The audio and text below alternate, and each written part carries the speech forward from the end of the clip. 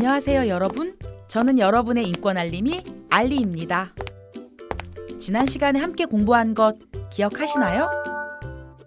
인류가 세계 인권 선언에서 근대적 이성을 넘어 인간의 고유한 존엄성을 약속한 과정에 대해 배웠죠. 오늘은 인간 존엄성에 대해 더 깊이 알아보려고 합니다.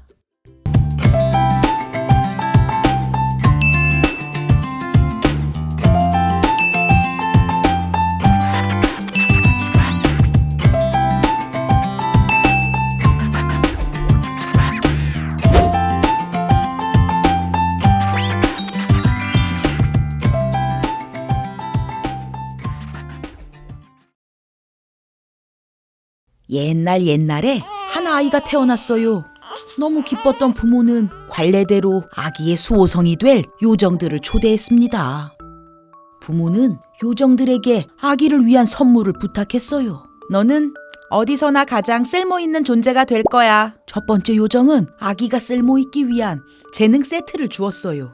너는 가장 덕스러운 존재가 될 거야. 두 번째 요정은 아기의 고매한 덕성에 어울리는 부미 세트를 선물했습니다. 너는 가장 예쁜 여자가 될 거야. 가장 여자다운 일을 하게 될 거야. 세 번째 요정은 아기에게 여성스러움을 선물했지요. 어머니는 화들짝 놀랐습니다. 요정님들 잠깐만요. 그게 정말 이 아이를 위한 선물이 될 수 있을까요? 만약 이 아이가 요정님들이 주신 선물과 다른 가치를 삶의 목적으로 여긴다면 어떻게 될까요? 무서워요. 쓸모있는 재능, 덕스러운 행동, 남자답다거나 여자답다는 평가와 단속? 과연 이 아이가 그걸 원할까요? 물어봐줘서 다행이에요. 그러게요. 저희가 아무리 좋은 의도로 준 선물이라도 아이는 저희의 의도를 담는 그릇이 아닌데요. 저희가 잘못 생각한 것 같아요. 선물을 바꾸겠어요. 아기야, 네가 삶에서 무엇이 좋고 옳은지를 스스로 따져볼 수 있는 권리를 주마. 이야기에서 요정들이 마지막으로 아기에게 선물한 것이 바로 존엄성이에요. 재능, 품위, 성역할 등을 준다면 아기의 인생은 그런 기준을 수행하기 위한 도구나 수단이 될지도 모릅니다. 아기가 그 무엇을 위한 수단이 아니라 아기의 존재, 그 자체가 목적이라는 것, 요정들이 뒤늦게 깨달은 것이지요.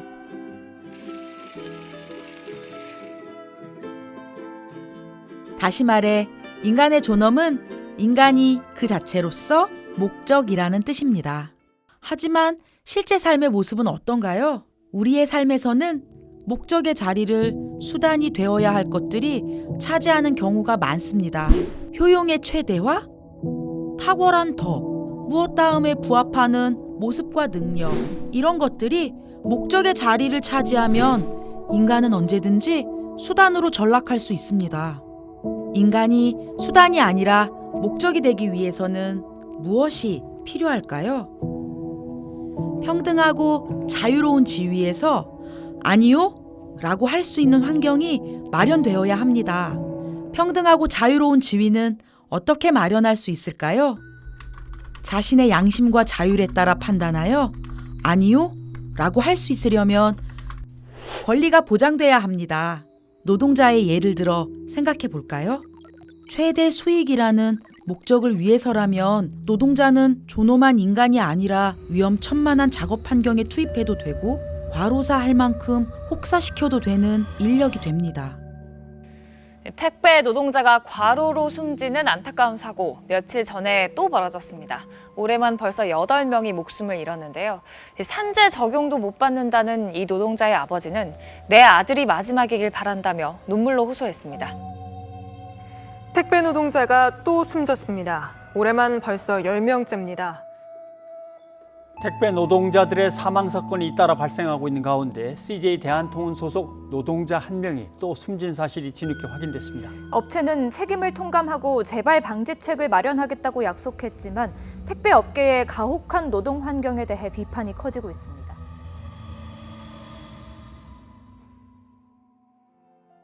위험한 작업 지시에 아니요 라고 할 수 있는 권리가 있어야 노동자는 소모품이 아닌 목적으로서의 존재가 될 수 있습니다. 진상 고객에게 아니요 라고 할 수 있는 권리가 있어야 노동자는 매상을 위한 수단이 아닌 목적으로서의 인간이 될 수 있습니다. 이렇게 인간의 존재 그 자체를 목적으로 만드는 것이 인권입니다. 인간 존엄성에 토대한다는 점에서 인권은 여타의 특권들과 구분됩니다. 사실은 특수한 이익을 위한 권리이면서 보편적인 인권인 척하는 권리들이 많습니다. 그런 척하는 권리들과 인권을 구별하는 기준이 존엄성, 존중입니다. 이번에는 존엄성의 특성에 대해 좀 더 알아봅시다. 2020년의 인기 드라마 사이코지만 괜찮아에는 이런 대사가 나옵니다. 인간은 너무 약해. 그래서 아픈 거야. 아니, 약하니까 같이 있는 거야. 이렇게 같이 기대 사는 거야. 인간이 약한 것은 약점이기만 할까요? 아닙니다. 서로 기대어 살아가는 것이 인간입니다. 이것은 대단한 철학적 선언이기 이전에 인간의 존재 조건 그 자체입니다. 인간뿐만 아니라 우주 만물의 모든 존재는 서로에게 기대지 않고는 인생의 단 한순간도 결코 생존할 수가 없습니다. 취약하니까 인간이고 의존하니까 인간입니다. 인간이 가진 취약함은 인권을 요구하고 주장할 수 있는 근거이기도 합니다. 혼자서 생존할 수 있고 혼자서 다 헤쳐나갈 수 있다면 존엄성이나 권리 같은 건 필요 없을지 모르지요. 하지만 인간은 서로에게 기대 살 수밖에 없습니다. 그렇기에 존엄성이나 권리는 타자의 존중을 필수적으로 요구합니다. 그런데 왜 의존성은 당연하게 받아들여지지 않고 늘 문제가 되는 것일까요?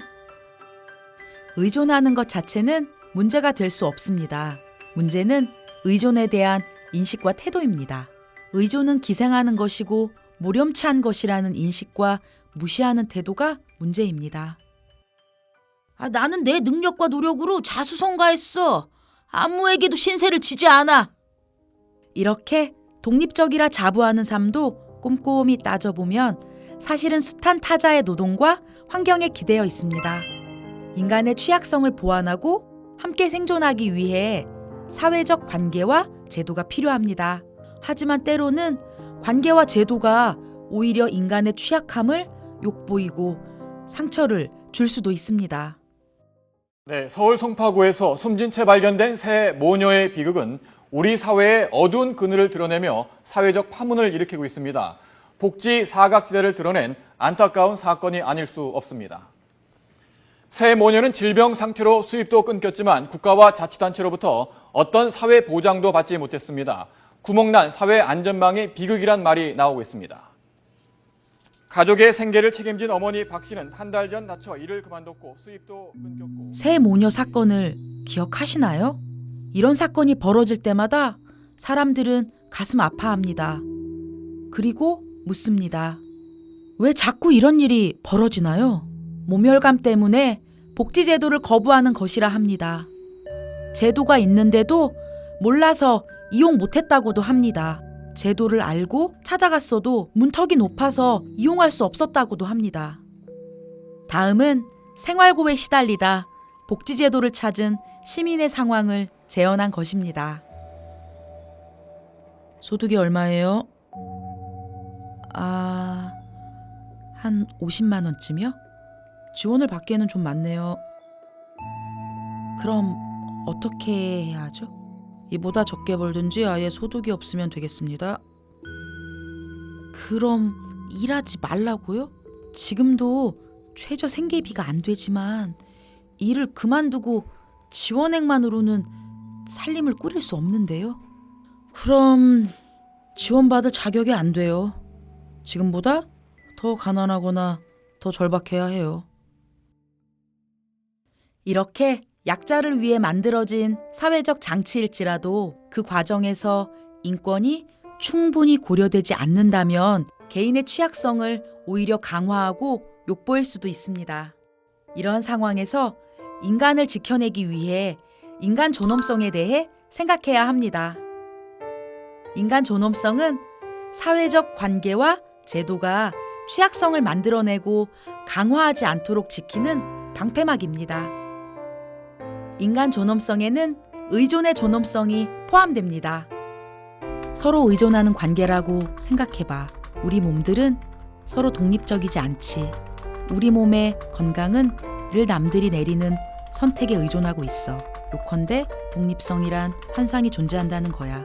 우리 몸은 독립적이면서도 의존적이다. 코로나19 사태가 장기화되면서 학교 비정규직 노동자들의 고민이 깊어지고 있습니다.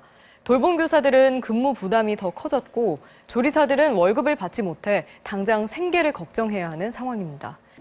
돌봄 교사는 최저임금 수준의 박봉에도 방학도 없이 아이를 돌봐왔습니다. 교육부는 모든 교직원이 참여해 돌봄 교사의 부담을 줄이겠다고 밝혔지만 현장의 목소리는 다릅니다.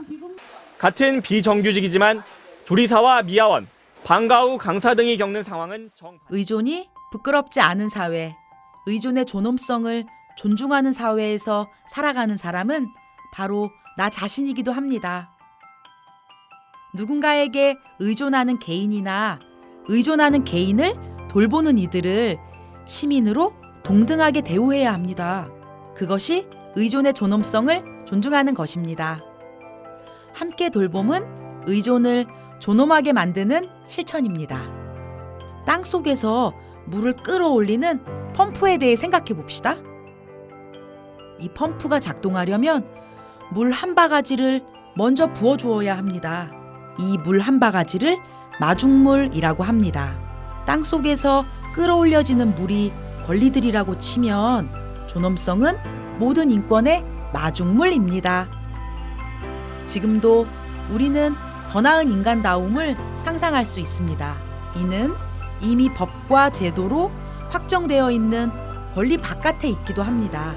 안팎의 경계를 허무는 힘, 인권을 나아가게 하는 마중물 같은 힘은 우리 모두의 존엄성에 있습니다.